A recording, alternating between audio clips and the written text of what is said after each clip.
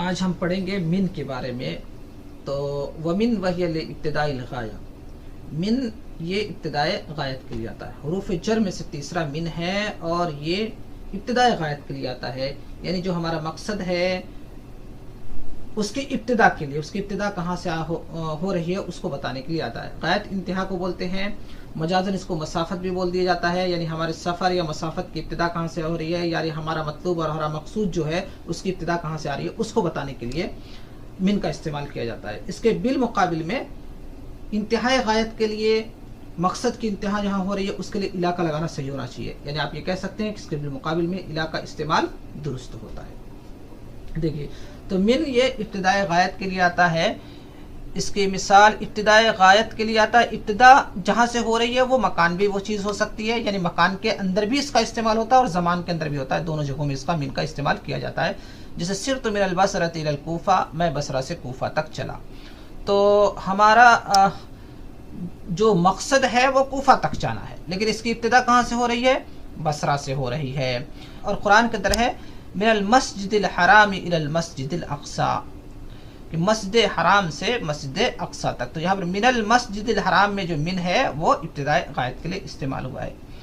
او فی الزمان، یا پھر یہ زمان کے اندر بھی اس کا استعمال ہوتا ہے، یعنی من کا استعمال ابتدائی غایت کے لیے زمان میں بھی آتا ہے، وقت کے اندر آتا ہے. جیسے ما رأیت زیدا من یوم الجمعۃ الی الآن، میں نے زید کو جمعہ کے دن سے اب تک نہیں دیکھا. تو ابتدا کہاں سے ہو رہی ہے؟ جمعہ کے دن سے.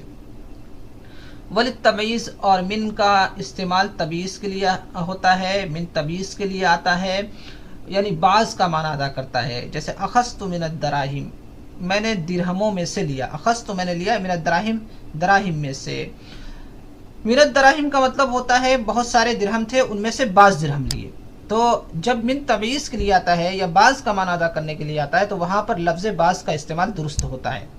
جیسے کہیں اے بعض الدراہم، یعنی ہم اس طرح کہہ سکتے ہیں اخذت بعض الدراہم. اگر کوئی انسان کہے اخذت الدراہم تو اس کا مطلب اس نے سارے درہم لے لیے. اگر وہ کہہ رہا ہے اخذت من الدراہم تو اس کا مطلب یہ ہوتا ہے اس نے درہموں میں سے کچھ درہم لیے. وللتبیین، اور من تبیین کے لیے آتا ہے، یعنی بیانیہ ہوتا ہے، وضاحت کے لیے آتا ہے. جیسا کہ اللہ تعالیٰ کا قول ہے فاجتنبوا الرجس من الاوثان، کہ تم گندگی سے بچو، رجس گندگی سے بچو. من الاوثان، من یہاں بیان یعنی کس کی گندگی سے؟ بتوں کی گندگی سے بچو. اب رجس جب بولتے ہیں فاجتنبوا الرجس، تم گندگی سے بچو، تو اس میں بہت قسم کی گندگی آ سکتی تھی، کئی گندگی آ سکتی تھی، لیکن من کے ذریعے سے اس چیز کو بیان کیا گیا اور واضح کیا گیا کہ کس کی گندگی سے بچنا ہے؟ بتوں کی گندگی سے بچو. الرجس الذی هو الاوثان، یعنی اس گندگی سے بچو جو بت ہیں، یعنی بتوں کی گندگی سے بچو.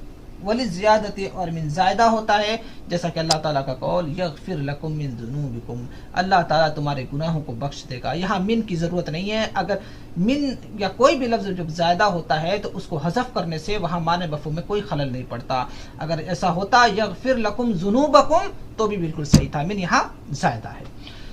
اب وہی بات آتی ہے کہ حروف زائد کا استعمال کیوں کرتے ہیں. تو اس سے پہلے میں بتا دیا کہ جملے کی تزیین کے لیے کرتے ہیں اور معنی میں تاکید پیدا کرنے کے لیے ایسا کیا جاتا ہے.